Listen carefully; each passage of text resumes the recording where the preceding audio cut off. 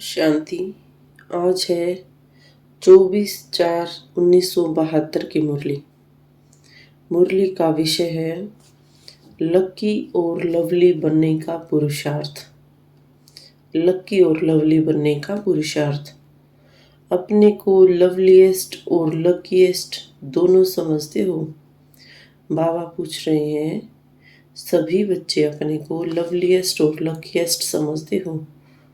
Lovely भी हो और लकी भी हो, यह दोनों ही अपने में समझते हो तो सदा निर्विघ्न लगन में मगन अवस्था का अनुभव करेंगे।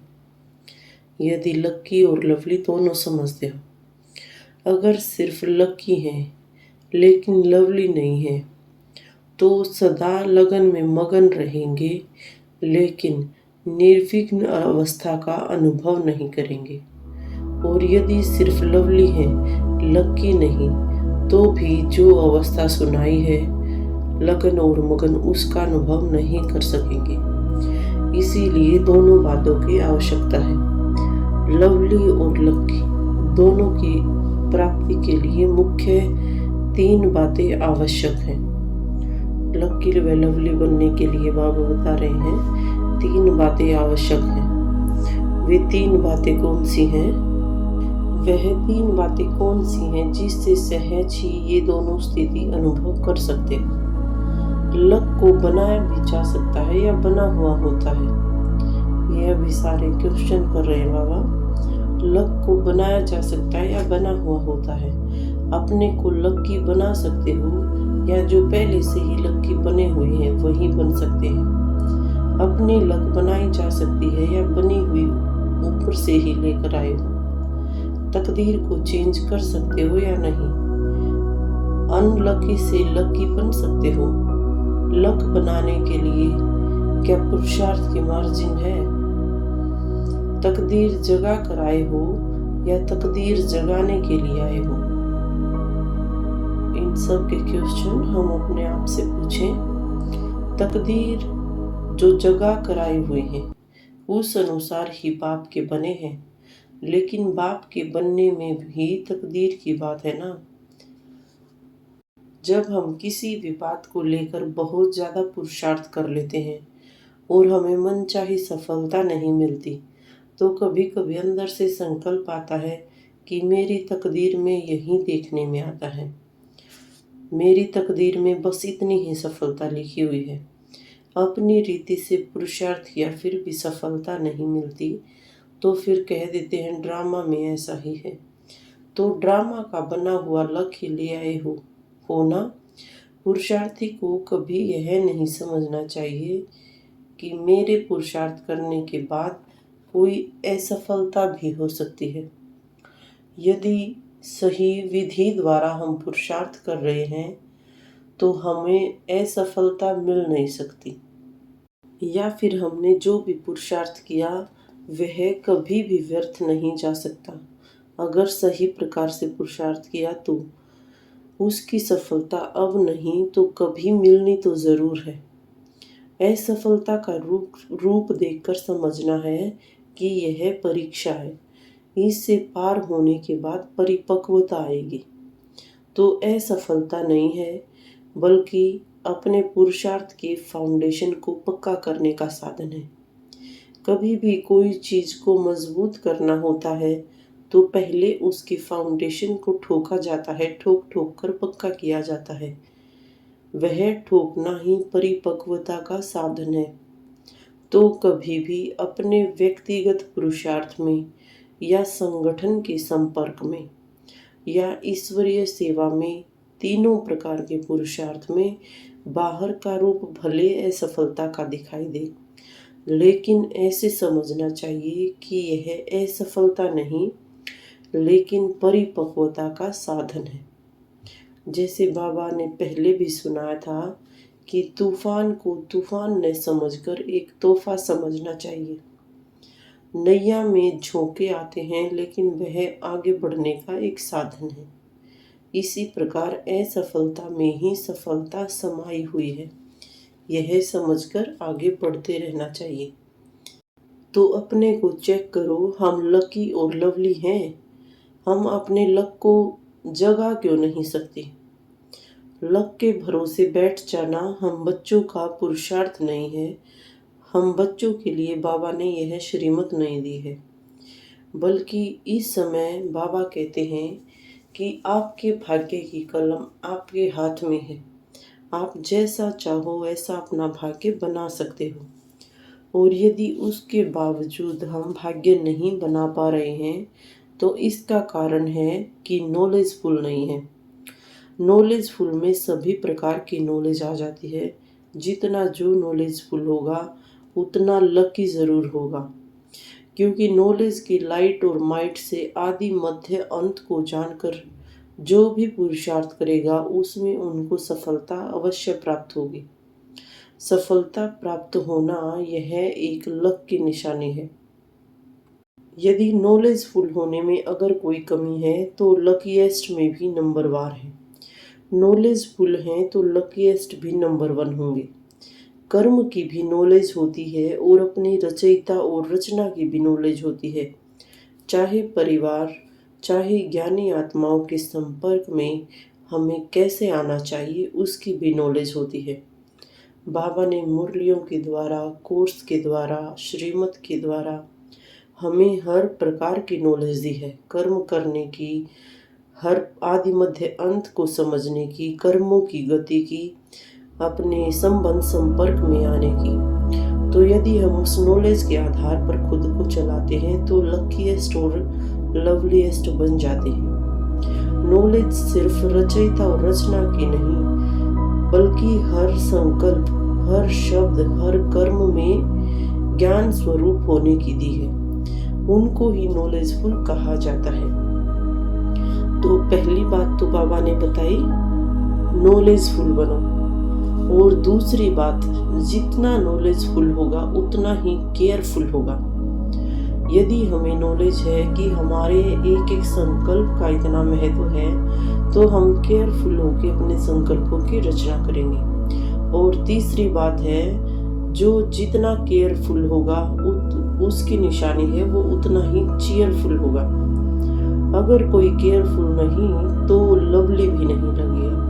अगर कोई चीयरफुल नहीं तो भी लवली नहीं लगेगा। जो केयरफुल नहीं रहता है उनसे समय प्रति समय अपनी या दूसरों के संपर्क में आने से कोई न कोई छोटी बड़ी भूल होने के कारण न स्वयं लवली रहेगा, न दूसरों का लवली बन सकेगा। इसीलिए जो केयरफुल होगा वह चीयरफुल जरूर होगा।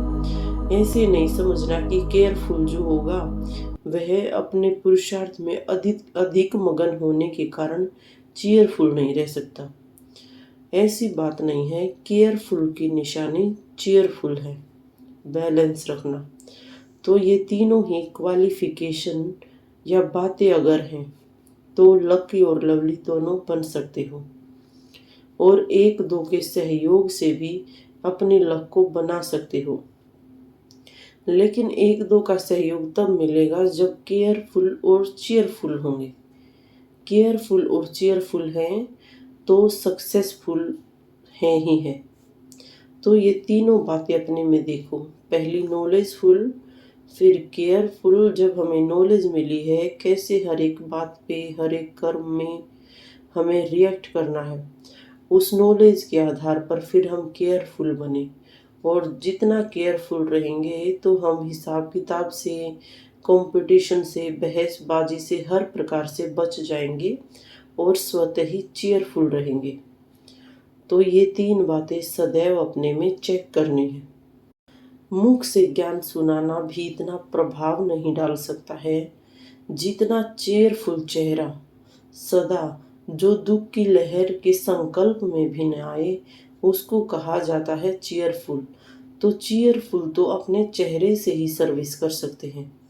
जैसे चुंबक की तरफ ऑटोमेटिकली आकर्षित होकर लोहा आएगा, इसी प्रकार से सदा चीयरफुल स्वयं ही चुंबक का स्वरूप बन जाता है।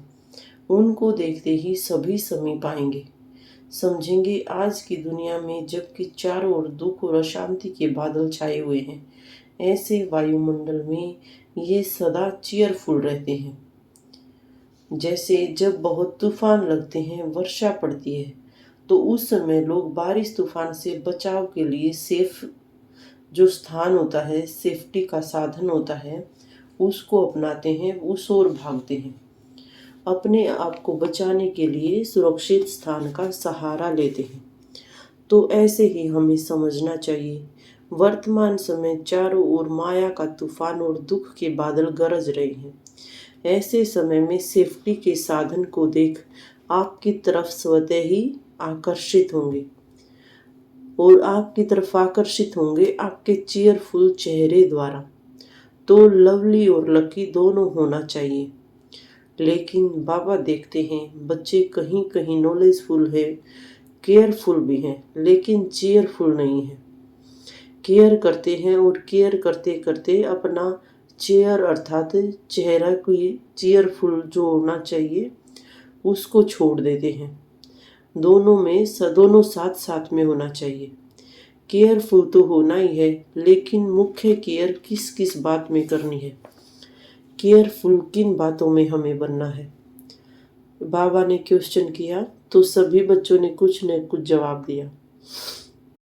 तो फिर बाबा कहते हैं कि आप लोगों की जो महिमा गाई जाती है वह है सर्वगुण संपन्न, 16 कला संपूर्ण, संपूर्ण निर्विकारी मर्यादा पुरुषोत्तम। तो जब मर्यादाओं का उल्लंघन होता है तब ही केयरलेस होते हो। आप लोगों की संपूर्ण स्टेज का जो गायन है कि जैसे सीता को मर्यादा की लकीर के अंदर रहने की आज्ञा दी, और कोई लकीर नहीं थी, लेकिन यह मर्यादा की ही लकीर थी। यदि ईश्वरीय मर्यादाओं की लकीर से बाहर निकल जाते हैं तो फकीर बन जाते हैं, और जैसे ही ईश्वरीय मर्यादाओं की लकीर से बाहर निकलते हैं तो फकीर बन जाते हैं। फकीर अर्थात भिखारी, जो सदा मांगने के लिए चिल्लाते रहते हैं, दो पैसा दे दो, कपड़ा दे दो, आदि आदि। ऐसे ही जो मर्यादा की लकीर का उल्लंघन करते हैं उनकी स्थिति फकीर के समान बन जाती है, और वे फिर कहते रहते हैं कृपा करो, आशीर्वाद करो, सहयोग दो, स्नेह दो। तो इसका अर्थ है फकीर हो गए।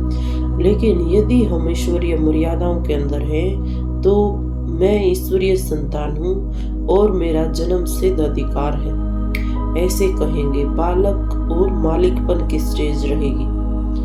वैसे तो जो भी बाप के बच्चे बने हैं वो लकी भी हैं, लवली भी हैं, और वे स्वयं ईश्वरीय कार्य में मददगार हैं, न कि मदद लेने वाले हैं। आप लोगों का मददगार बनने का चित्र भी है, मदद मांगने का चित्र नहीं है। भक्तों का चित्र मदद मांगने का होता है, इसमें भक्तों का चित्र मदद मांगने का होता है। इसका दृष्टांत भक्ति में सुदामा का दिखाया है, और जो सहयोग इस मददगार बने हैं इसका जो दृष्टांत है वो गोवर्धन पर्वत को सभी गांव वालों ने जो एक उंगली के सहारे उठाने में मदद की थी वो दिखाया हुआ है। बालक सुमालिक जो है वह सदैव मददगार है। जो स्वयं ही मददगार है वह मदद मांग नहीं सकते, वह देने वाले हैं न कि लेने वाले। दाता कभी लेता नहीं है, दाता देने वाला होता है। तो अपने आप को एक ही बाप अर्थात राम की सच्ची सीता समझकर सदा मर्यादाओं की लकीर के अंदर रहें, अर्थात यह केयर करें तो केयरफुल रहेंगे, और जो केयरफुल रहेगा वो ऑटोमेटिकली चीयरफुल रहेगा। तो मर्यादाएं क्या क्या हैं वह सभी बुद्धि में रखनी है। हमें अपनी मर्यादाएं तय करनी है। बाबा ने सवेरे से रात तक कौन कौन सी मर्यादाएं किस किस कर्म में करनी है वह सभी नॉलेज स्पष्ट होनी चाहिए। अगर नॉलेजफुल नहीं तो केयरफुल भी नहीं हो सकते हैं। तो सीता समझ करके इस लकीर के अंदर रहो, अर्थात जो केयरफुल होगा, मर्यादाओं की लकीर के अंदर होगा, वही पुरुषोत्तम बन सकता है। यदि कभी भी देखते हैं कि चीयरफुल नहीं रहते तो अवश्य कोई मर्यादा का उल्लंघन किया है। और मर्यादा बाबा ने हमें हर संकल्प के लिए दी हुई है। व्यर्थ संकल्प भी नहीं करना है, अगर इस लकीर से बाहर व्यर्थ विकल्प संकल्प उत्पन्न होते हैं तो मानो संकल्पों में मर्यादाओं का उल्लंघन किया, तभी चेयरफुल नहीं है। ऐसे ही मुख से क्या बोलना है, क्या नहीं बोलना और किस स्थिति में स्थित होकर मुख से बोलना है, यह मर्यादा है वाणी के लिए। अगर वाणी में भी कोई उल्लंघन होता है तो चेयरफुल नहीं रहते। अपने व्यर्थ संकल्प विकल्प ही अपने को चेयरफुल स्टेज से गिरा देते हैं, क्योंकि मर्यादा का उल्लंघन किया। कोई भी विघ्न अथवा तूफान, परेशानी या उदासी आती है तो समझना चाहिए कहीं न कहीं मर्यादाओं की लकीर से अपने बुद्धि रूपी पांव को निकाला है। जैसे सीता ने पांव निकाला, बुद्धि भी पांव ही है जिससे यात्रा करते हो। तो बुद्धि रूपी पांव जरा भी मर्यादाओं की लकीर से बाहर निकालते हो तब ये सभी बातें आती हैं और क्या बना देती हैं, बाप के लकी और लवली को फकीर बना देती हैं। फकीर बनने की निशानी है, एक तो आत्माओं से एक बाबा से सहारा मांगेंगे, अपना खजाना जो शक्तियां हैं वह खत्म हो जाएंगी और लकीर के फकीर बन जाएंगे। लकीर के फकीर अर्थात भले ही ज्ञान सुनाते रहें, पुरुषार्थ करते रहें, लेकिन वह शक्तिशाली स्टेज खत्म हो जाती है। अपनी प्राप्ति या नशा या शक्ति जो होनी चाहिए वह नहीं रहेगी। जैसे भक्ति मार्ग में भी लकीर के फकीर होते हैं ना, तो ऐसे मर्यादाओं के लकीर को उल्लंघन करने वाले दोनों प्रकार के फकीर बन जाते हैं। इसीलिए कभी भी फकीर नहीं बनना। इस समय की हम बच्चों की जो स्टेज है वह डायरेक्ट बाप द्वारा नॉलेजफुल बनने की ऊंच से ऊंच स्टेज है। तो ऐसी स्टेज को छोड़कर फकीर बनना शोभा नहीं देता। इसीलिए हर संकल्प और कर्म में यह चेक करो, अर्थात केयर करो कि कहीं बाहर तो नहीं निकलते। ऐसे अपने को मर्यादा पुरुषोत्तम बनाओ। ऐसे मर्यादा पुरुषोत्तम बनने वाले ही तीव्र पुरुषार्थी, नॉलेजफुल, केयरफुल और चीयरफुल श्रेष्ठ आत्माओं को नमस्ते। अच्छा, ओम शांति।